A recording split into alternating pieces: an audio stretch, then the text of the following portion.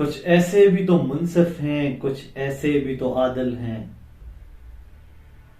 جو عدل کے دشمن ہیں اور قانون کے قاتل ہیں۔ کچھ ایسے بھی تو منصف ہیں، کچھ ایسے بھی تو عادل ہیں، جو عدل کے دشمن ہیں اور قانون کے قاتل ہیں۔ میں غیروں سے کروں شکوہ تو کس منہ سے کروں، میرا گھر جلانے میں میرے اپنے بھی تو شامل ہیں۔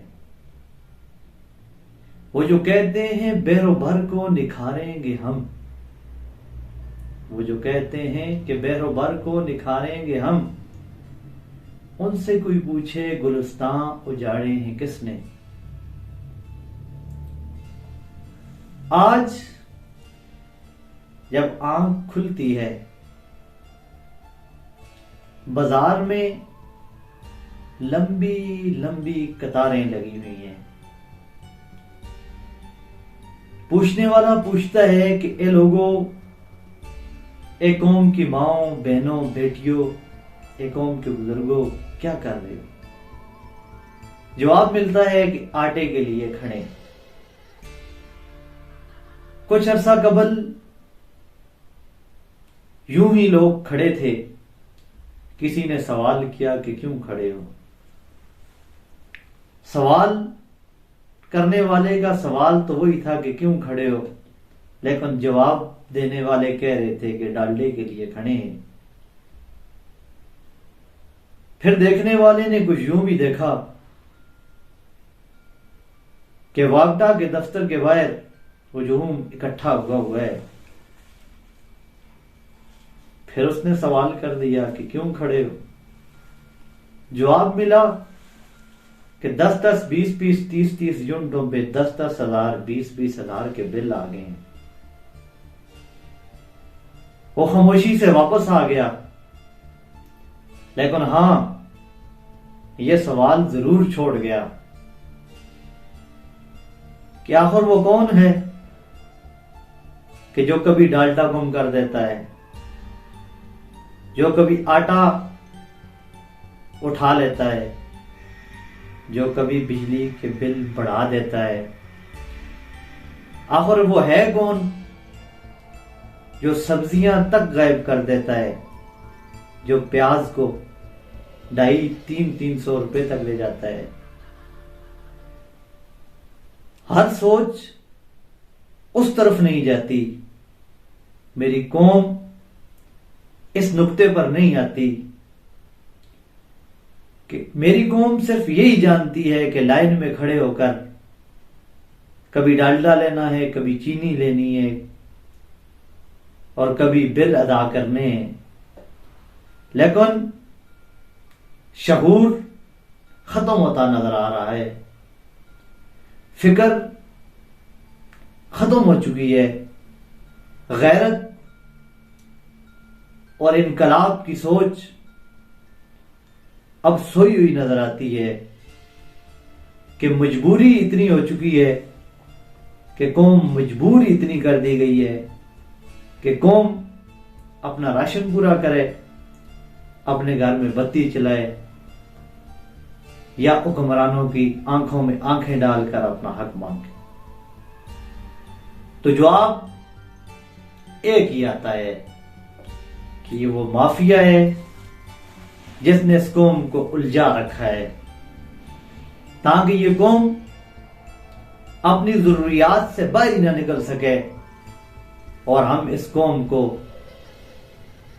اس قوم کے نام پر قرضے لے لے کر پوری دنیا میں محل تعمیر کرتے جائیں اور پروپیگنڈے کرتے جائیں، لیکن یاد رکھنا ایک عدالت اوپر بھی لگے گی اور کچھ گوائیاں وہاں بھی ہوں گی۔ یہ دنیا کی جو محفل ہے یہ ہمیشہ نہیں رہے گی۔ سوچنے والے اب بھی سوچتے ہیں، بولنے والے اب بھی بولتے ہیں، لیکن مظلوم ظلم سہتا چلا جا رہا ہے اور ظالم ظلم کر کر کے اپنا جشن منا رہا ہے، اور خوب عیاشی اڑا رہا ہے، لیکن حضرت علی کا قول ہے کہ ظلم کی رات جتنی بھی بڑی ہو آخر سیر ہو ہی جاتی ہے۔ میں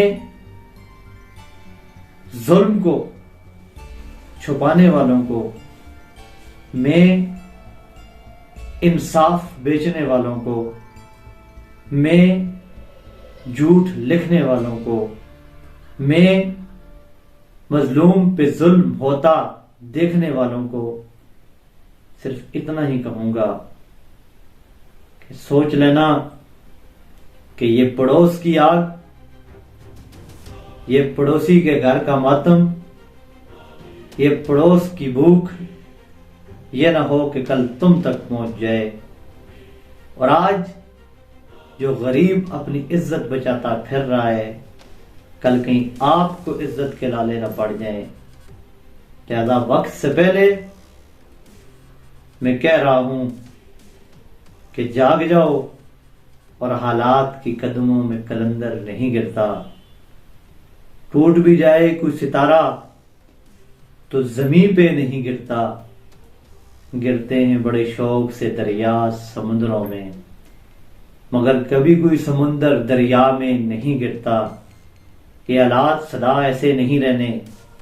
جب یہ سوئی ہوئی قوم جاگ جائے گی، جب یہ آٹے ڈالٹے کی لائنیں ختم ہو جائیں گی، تو پھر آپ جنہوں نے اس ملک کے ساتھ ظلم کیا ہے، جنہوں نے اس پاک سرزمین کے لوگوں پر ظلم کیا ہے، جنہوں نے اس قوم کے حقوق پہ ڈاکہ ڈالا ہے، وہ چھپ نہ پائیں گے، کیونکہ ایک دن حق غالب آ جائے گا، اور ایک دن ظالم قانون کے شکنجے میں آ جائے گا۔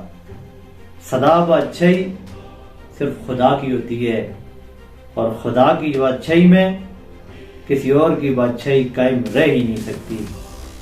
لہذا آپ لوگ سوچ لو اور ظلم کو ترک کر دو، یہ آپ لوگوں کے لیے بہتر ہوگا، ورنہ جب خدا انصاف کرے گا تو پھر کچھ بھی نہیں بچے گا۔ وما علینا